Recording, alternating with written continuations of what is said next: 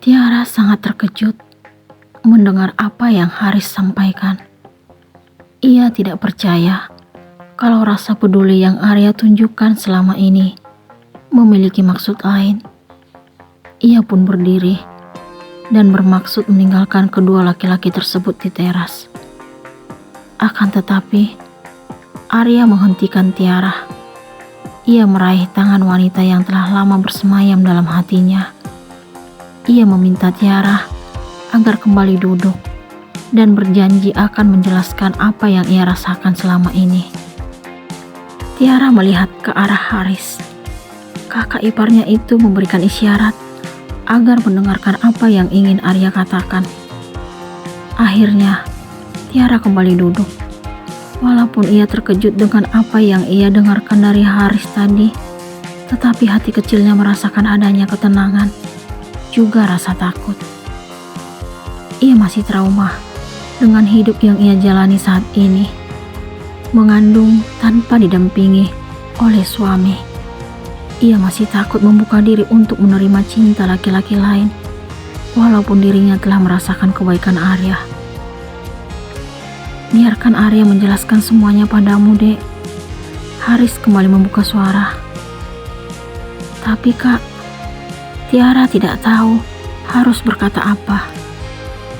Ini yang aku takutkan, Kak. Aku gak mau kalau Tiara memikirkan yang seharusnya belum saatnya untuk ia ketahui. Arya melihat ke arah Haris. Kenapa kakak harus mengatakan ini sekarang? Tanya Arya kepada kakak sepupunya tersebut. Sudah saatnya Tiara mengetahui niat dan rencana kamu ya. Haris memegang pundak Arya. Ia berdiri di samping adik sepupunya itu. Tiara makin bingung dan tidak mengerti dengan apa yang dikatakan oleh kedua pria itu. Selama ini, Arya tidak pernah mengatakan sesuatu yang sangat penting kepada dirinya. Biasanya, mereka berbincang layaknya sahabat.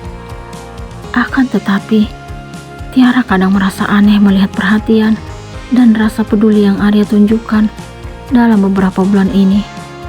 Laki-laki itu mampu membuat dirinya tersenyum secara perlahan, tetapi pasti hingga akhirnya berhasil mengeluarkan sosok Bayu dari lubuk hatinya.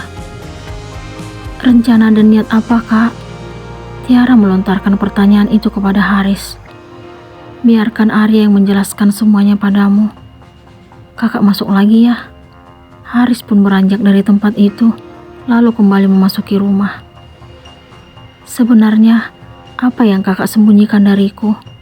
Tanya Tiara kepada Arya setelah Haris berlalu.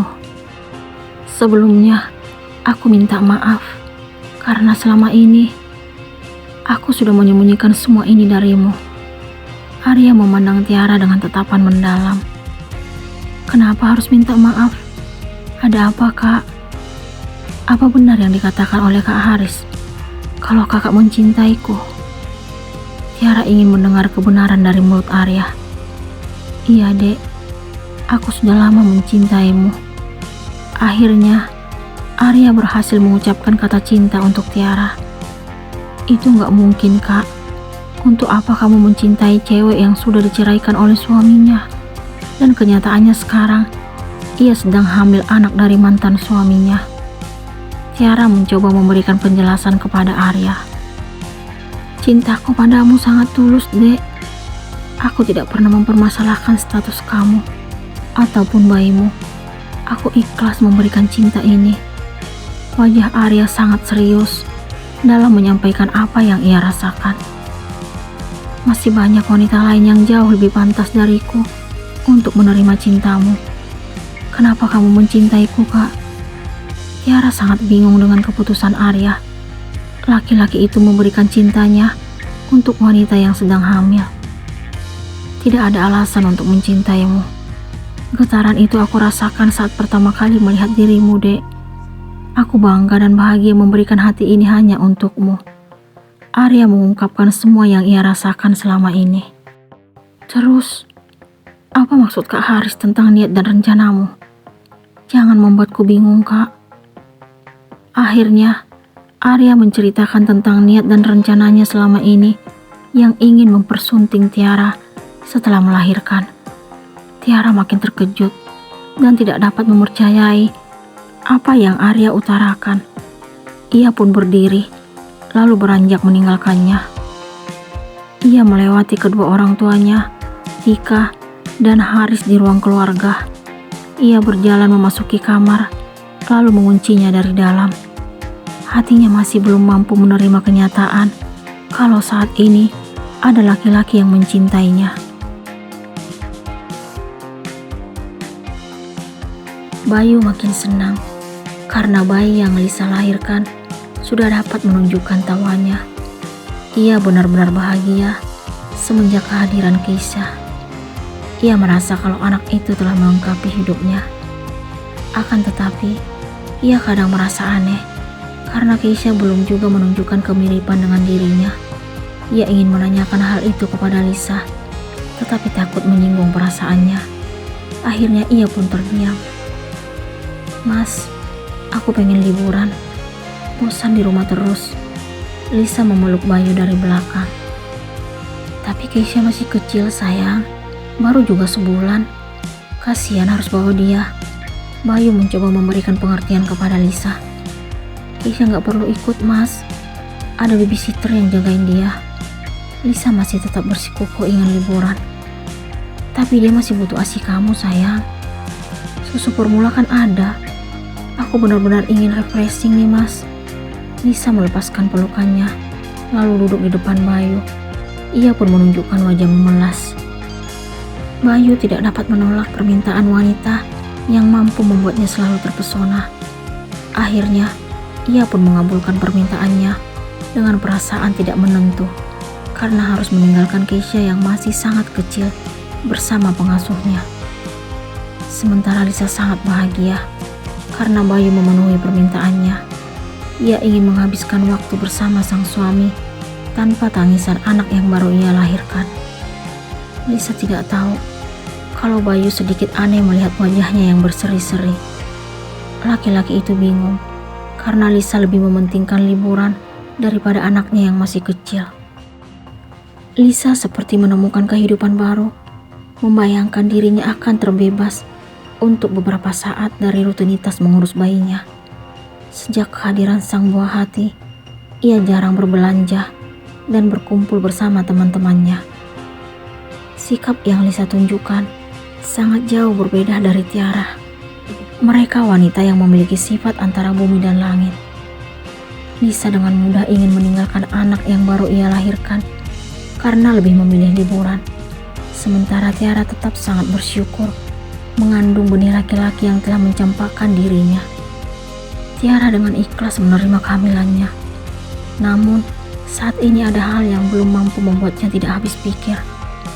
Ia belum dapat mempercayai apa yang telah Arya sampaikan.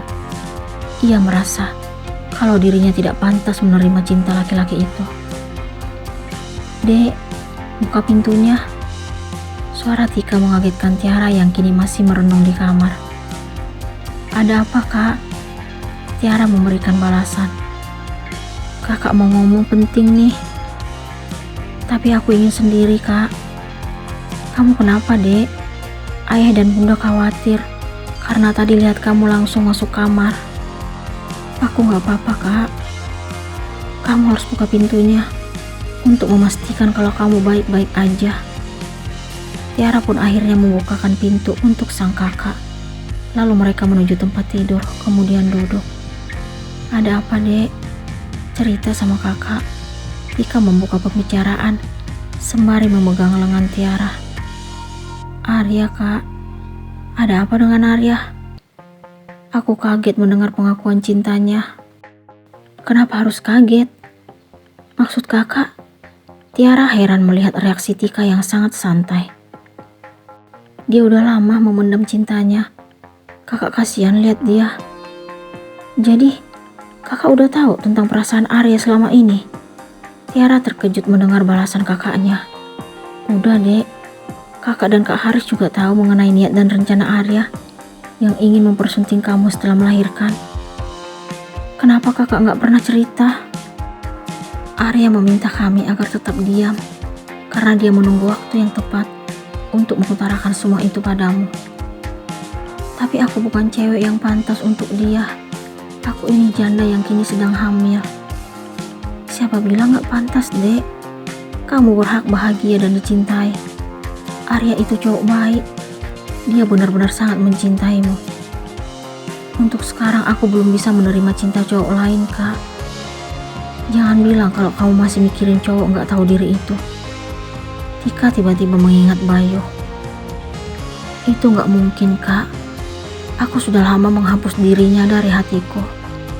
Jadi, apalagi yang harus kamu tunggu? Bukalah hatimu untuk Arya, Dek. Tika mencoba memberikan pengertian kepada adiknya.